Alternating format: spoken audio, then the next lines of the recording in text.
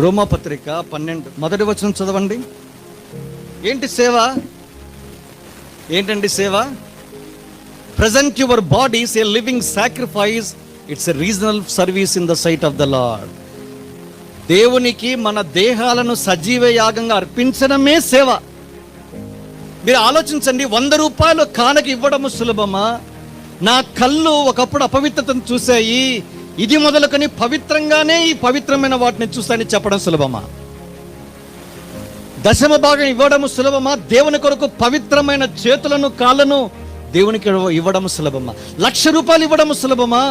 ఈ దేవుని ఉన్న ప్రతి అవయవము సజీవ యాగం ఇంటోటో నా దేహాన్ని మీకు అర్పించుకొనొచ్చు ఉన్న బలిపీఠం మీద చెప్పడం సులభమా? ఏ సులభం అండి? కానుకలు ఇవ్వడం చాలా సులభము.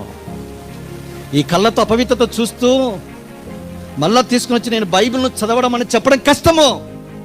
మొబైల్ ఫోన్ దగ్గర ఏం చూస్తున్నావు?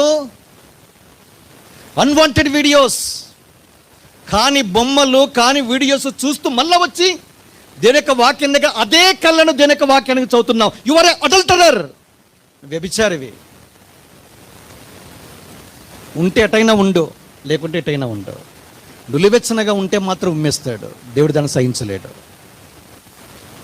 దేవుడి కొరకు సజీవంగా అర్పించుకోవడం సేవ అండి. ఎంతమంది నమ్ముతారు ఇది? సేవ అంటే వాక్య ప్రసంగం మాత్రమే కాదు, సువార్త మాత్రమే కాదు, ప్రార్థన కాదు, ఆరాధన కాదు, ఇవన్నీ కలగలిపి నీ దేహాన్ని దేవునికి ఇవ్వడం అన్నది సేవ. అయ్యా నా దగ్గర ఏమీ లేదు కానీ నన్ను నేనే నీకు అర్పించుకొనొచ్చు ఉన్నాను, అదండి సేవ. యుక్తమైనదంటే ఇట్స్ అ రీజనబుల్ సర్వీస్. దేవుడు కోరుకునే ప్రాధాన్యమైన సర్వీస్ ఇదేనండి.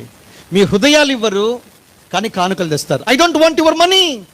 అందుకే భక్త్ సింగ్ గారు ఖచ్చితంగా చెప్పాడు, మీ హృదయాలను ప్రభుకి ఇవ్వకుండా మీ కానుకలు వద్దు చెప్పేవారు ఉన్నారండి. ఆ మాట విని రక్షించబడిన వారు ఉన్నారు. ఆ మాట విని రక్షణలోనికి వచ్చిన అన్యులు ఉన్నారండి. డబ్బులు తీసుకోలే, ఆశ్చర్యపోయాడు.